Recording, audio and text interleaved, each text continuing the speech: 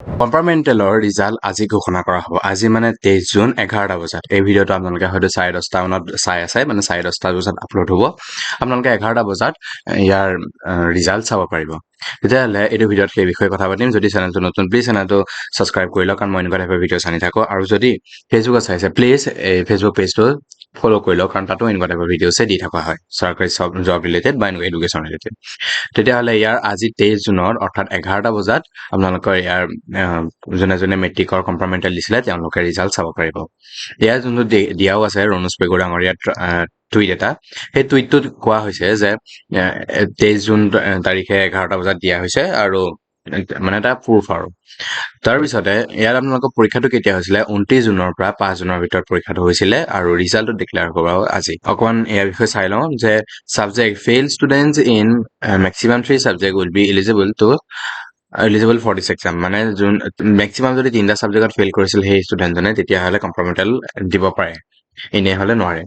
আৰু student who gain minimum 170 marks in main exam will be eligible for exam. যোনজন ষ্টুডেণ্টে 170 বা তাতকৈ অধিক মাৰ্ক পাইছে তেওঁলোকেহে এইটো পৰীক্ষা দিব পাৰিব। বাৰু যি কি নহওক, পৰীক্ষাটো হৈ গ'লে যেতিয়া আপোনালোকে কেনেকৈ চেক কৰিব পাৰিব, ইয়াত ইম্পৰ্টেণ্ট লিংক ইয়াত দিয়া আছে এটা লিংক, এইখনতে লিংকটো আহিব। এই লিংকটোত আপোনালোকে ক্লিক কৰি পেলাই তাত ধুনীয়াকৈ গৈ কম্পাৰ্টমেণ্টেলৰ সেই আপোনাৰ ৰোলটোৱে নম্বৰটোৱে মাৰি লৈ ইয়াত ৰিজাল্টটো চেক কৰিব পাৰিব। মাৰ্কশ্বিট এখন ডাউনলোড হ'ব। তেতিয়া সকলোলৈকে বেষ্ট উইচেছ থাকিল যে চবৰে ৰিজাল্টটো ভাল হওক।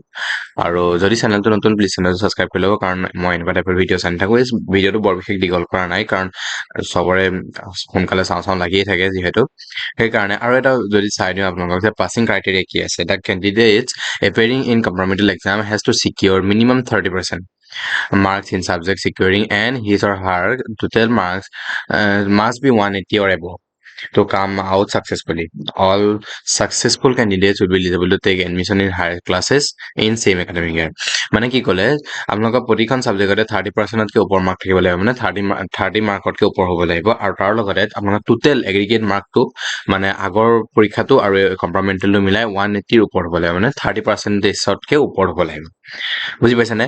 যেনে 30%ৰ পৰা 44%লৈকে হ'লে থাৰ্ড ডিভিজন ধৰা হয়। তেতিয়া 45ৰ পৰা 59%লৈকে ছেকেণ্ড ডিভিজন, 60ৰ পৰা 75%লৈকে ফাৰ্ষ্ট ডিভিজন, 74লৈকে, 75ৰ পৰা 84লৈকে হ'ব আপোনাৰ ষ্টাৰ, 84ৰ পৰা সেই ওপৰখিনি ডিষ্টিংশ্যন বা ষ্টেণ্ডাৰ্ড ধৰা হয়। তেনেকৈ আপোনালোকৰ মিনিমাম 30%, মানে 180 মাৰ্ক মানে কি? 30% মাৰ্ক আপোনালোকৰ টোটেল এগ্ৰিগেট হ'ব লাগিব, তেতিয়াহ'লে আপোনালোকে মেট্ৰিক পাছ বুলি ধৰা হ'ব। আৰু ছেইম এইখিনিৰ লগতে এবাৰ যোনে যোনে পাছ কৰিছে মেট্ৰিক, তেওঁলোকৰ লগতে কম্পাৰ্টমেণ্টেল পাছ কৰা সকলেও একেলগে পঢ়িব পাৰিব 2026তে। তেতিয়া ভিডিঅ'টো ইমানে। যদি ভিডিঅ'টো ভাল লাগিল, প্লিজ চেনেলটো ছাবস্ক্ৰাইব কৰি ল'ব। যদি ফেচবুকত চাই আছে, প্লিজ এই পেজটো ফ'ল' কৰি লওক, আৰু মই তাতো এনেকুৱা টাইপৰ ভিডিঅ' চাই থাকোঁ। তেতিয়া মই দেৱজিৎ শইকীয়া, চাইনিং অফ।